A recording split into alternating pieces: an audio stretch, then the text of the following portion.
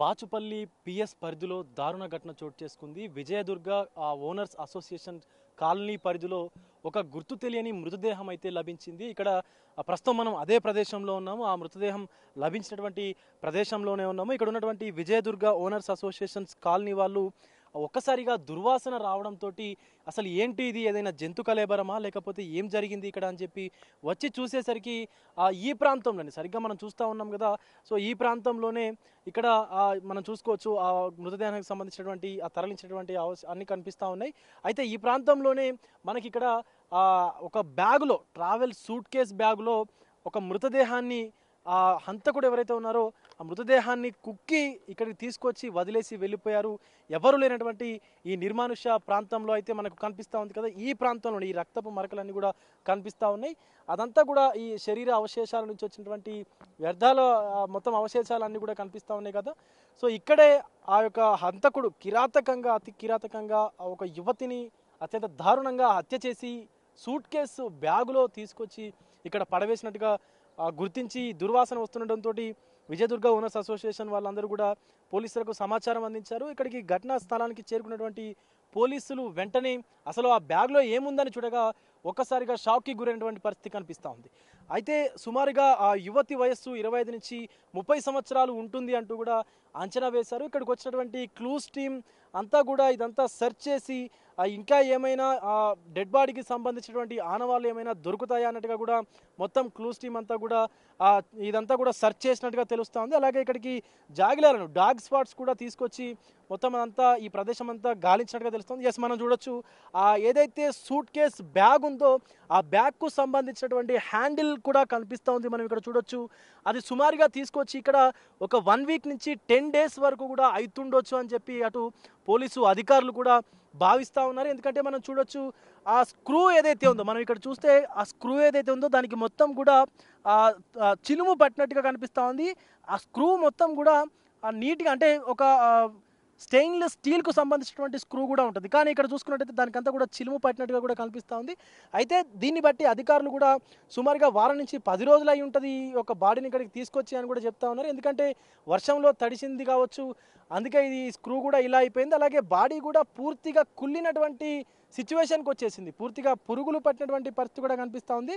So ఇంకొక అవశేషం కూడా కనిపిస్తూ ఉంది. ఆ డెడ్ బాడీకి సంబంధించినటువంటి బ్యాగ్ నుంచి ఊడిపోయినటువంటి ఒక ట్యాగ్ కూడా కనిపిస్తూ ఉంది మనకి ఇక్కడ. సో ఇవన్నీ కూడా క్లూస్ టీమ్ అంతా కూడా సెర్చ్ చేశారు. అయితే ఇక్కడ ఈ మనకి ఏదైతే బాచుపల్లి పిఎస్ ఉందో ఈ పిఎస్ లిమిట్స్లో ఏదైనా మిస్సింగ్ కంప్లైంట్ ఫైల్ అయిందా అన్నటువంటి కోణంలో కూడా పోలీసులు దర్యాప్తు చేస్తూ ఉన్నారు. అలాగే ఓన్లీ బాచుపల్లి సిటీ పిఎస్ఏ కాకుండా మిగతా ఈ మొత్తం హైదరాబాద్లో కూడా ఏమైనా మిస్సింగ్ కంప్లైంట్లు ఫైల్ అయ్యాయా అన్నట్టుగా కూడా దర్యాప్తు అయితే చేస్తున్నారు. ఒక్కసారి చూసుకున్నట్లయితే ఏరియా అంతా కూడా పూర్తిగా నిర్మానుష్యంగా అయితే ఉంది. సో దీని కింద ఈ కాలనీ కింద మొత్తం అంతా కూడా ఉంది. కానీ ఇక్కడ చూసుకున్నట్లయితే మొత్తం అసలు ఏమీ లేనటువంటి పరిస్థితి కూడా కనిపిస్తూ ఉంది, పూర్తి నిర్మానుష్యంగా కూడా కనిపిస్తూ ఉంది. సో హంతకుడు కావాలనే ముందుగానే పథకం ప్రకారమే తీసుకొచ్చి ఇక్కడ పడేసినట్టుగా కూడా తెలుస్తూ ఉంది. ఇప్పుడే ఇక్కడికి పోలీసు ఉన్నతాధికారులు కూడా చేరుకొని అసలు ఘటన ఎలా జరిగింది ఏంటి అని చెప్పేసి కూడా ఆరా తీస్తున్నటువంటి పరిస్థితి కూడా కనిపిస్తూ ఉంది. అయితే ఇంకొక విషయం ఏంటంటే ఇక్కడి వరకు అసలు కిరాతకంగా హంతకుడు ఎలా డెడ్ బాడీని తీసుకురాగలిగాడు, అసలు ఆ సూట్ కేసులో డెడ్ బాడీని తీసుకొచ్చి ఎందుకు ఇక్కడే పడేయాల్సి వచ్చింది అన్నటువంటి కోణంలో కూడా పోలీసు అధికారులు అయితే దర్యాప్తు కొనసాగిస్తూ ఉన్నారు. సో మనం చూసుకున్నట్లయితే ఇక్కడ ఇది రెడ్డీస్ ల్యాబ్ కనిపిస్తూ ఉంది కదా, ఆ రెడ్డీస్ ల్యాబొరేటరీకి సంబంధించినటువంటి ఫ్యాక్టరీకి అతి సమీపంగా కూడా తీసుకొచ్చి ఇక్కడే ఈ డెడ్ బాడీని పడేయడానికి కారణాలు ఏంటి అని చెప్పేసి కూడా పోలీసు ఉన్నతాధికారులు అయితే విచారణ కూడా చేపట్టారు.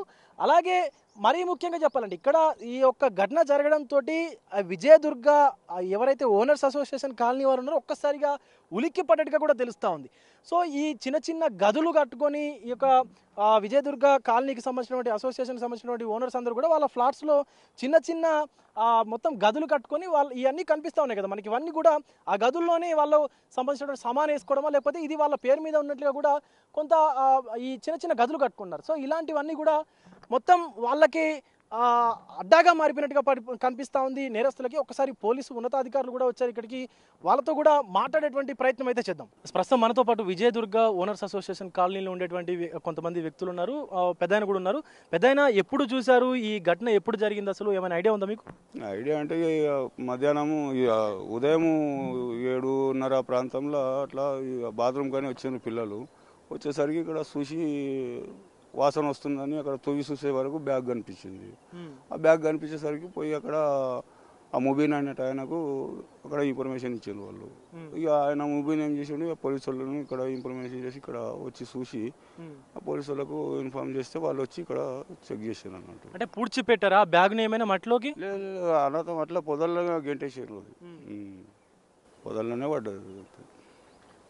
ఇక మళ్ళీ అక్కడికి వెళ్ళి పైకి వాళ్ళు వచ్చినాక, పోలీసు వాళ్ళు వచ్చినాక తీసి ఇక్కడ రోడ్డు మీదకి తీసుకొచ్చారు అంతే.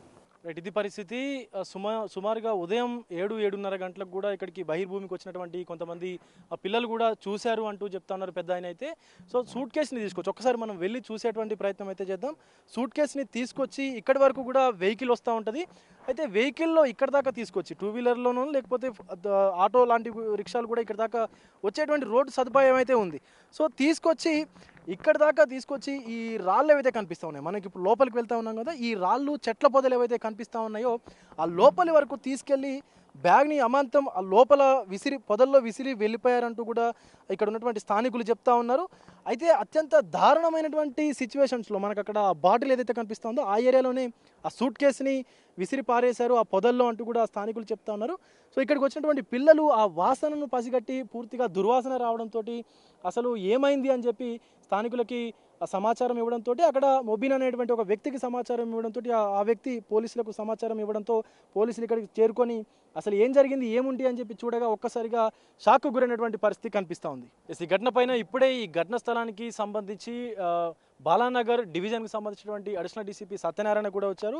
అలాగే ఈ పూర్తి ఏరియానంతా కూడా ఆయన క్లూస్ టీంతో కూడా సమీక్షించిన అనంతరం అసలు ఎందుకు ఇక్కడ దాకా తీసుకొచ్చి బాడీని పడేయాల్సి వచ్చింది, అసలు బాడీని ఇక్కడే మర్డర్ చేశారా లేకపోతే ఎక్కడైనా మర్డర్ చేసి తీసుకొచ్చి ఇక్కడ పడవేశారా అన్నటువంటి కోణంలో కూడా విచారణ చేస్తూ ఉన్నారు. దీనికి సంబంధించి పూర్తి డీటెయిల్స్ కూడా ఈ యొక్క దర్యాప్తు అనంతరం అయితే మనకు తెలిసేటువంటి అవకాశం అయితే కనిపిస్తూ ఉంది. కెమెరామెన్ వంశీతో విజయ్, బిగ్ టీవీ, హైదరాబాద్ నుంచి.